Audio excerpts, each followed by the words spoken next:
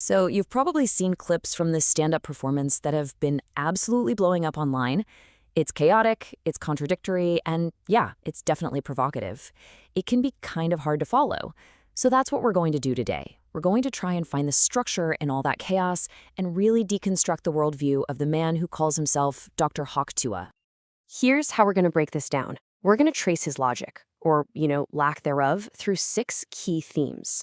We'll kick things off with the act that made him famous, then we'll unpack his thoughts on love, his wild on-stage identity, and his scattered attacks on society. And stick around, because at the end, we're going to reveal what he thinks is the grand unifying theory of everything. All right, first things first. We have to start with the term that probably brought most of you here. It really is the core of his whole act and the foundation for pretty much everything that comes after. This is the central question, isn't it? The one that launched 1,000 memes. And for him, it's not just some slang term. He treats it like a real concept with its own internal logic. So what on earth is it?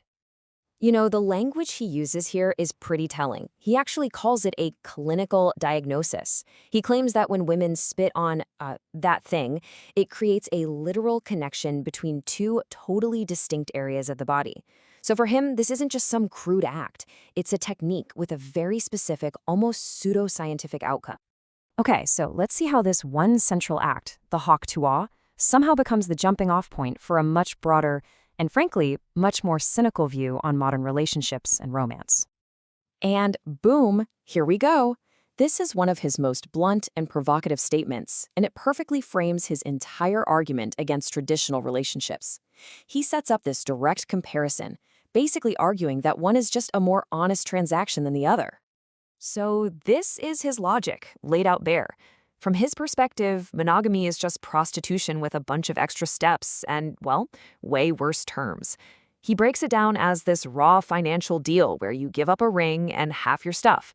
Prostitution, in his mind, is just cleaner. You pay, you have sex, transaction's over. No pretending.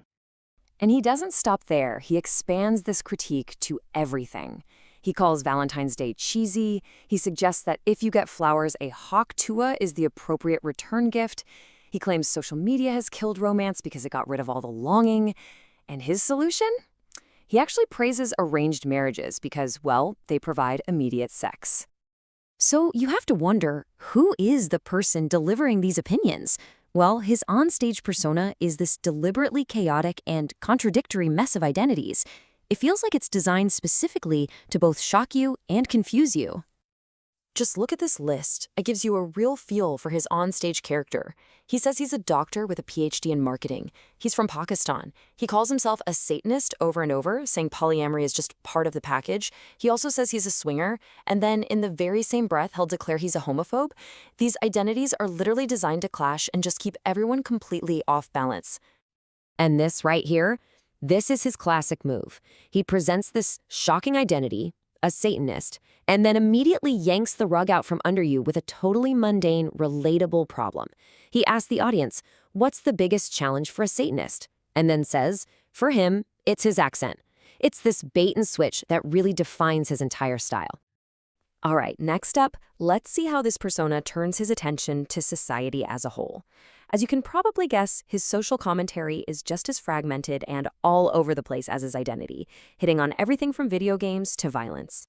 He has this running list of things he considers signs of low self-esteem. And what's really noticeable is the complete lack of connection between any of these things. He just declares that video games, tattoos, piercings, and even cruise ships, which he calls a make-believe shopping mall, are all proof of a weak sense of self. This is another one of his pet theories. He repeatedly says he sees a strange correlation between owning guns and male insecurity, specifically linking an obsession with guns to having a small penis. See the pattern? He ties these huge societal problems directly back to sex. He argues that mass shooters are a product of sexual frustration, pretty much claiming that when men are denied sex, they get violent. It's a hugely provocative and simplistic theory, for sure, but it's absolutely central to his worldview. Okay, so after all these scattered critiques and provocations, he tries to pull everything together into one single unifying theory. A theory that, in his mind, explains the direction the entire world is heading. And there it is. This is basically the thesis statement of his entire act. He completely dismisses all the hype around artificial intelligence and instead proposes his own theory for the future of humanity.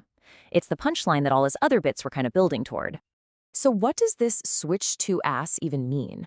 Well, he breaks it down into a few key points. He says men who engage in oral anal sex have a superpower and that they're in super high demand. Women who are willing to give ass are also highly sought after. He even includes men who want to take in ass. And why? Because from his point of view, traditional sex is, quote, saturated. It's old news. The future, he argues, is anal. So we've been on quite a journey here, right? From one single bizarre sexual act all the way to a complete, if totally chaotic, philosophy on the state of the modern world. And this really illustrates the whole arc. It starts small with the Tuah, a personal hedonistic act. From there, he builds this worldview that links personal pleasure-seeking to the decay of romance, the confusion of modern identity, and the violence he sees in society, before he finally lands on his switch-to-ass theory as our ultimate destiny. So at the end of the day, you have to wonder, is this rambling, provocative, and often offensive collection of ideas just random shot comedy? Or is his fragmented, contradictory, and hypersexualized worldview a strangely fitting reflection of our equally chaotic modern age? That's the final question to think about.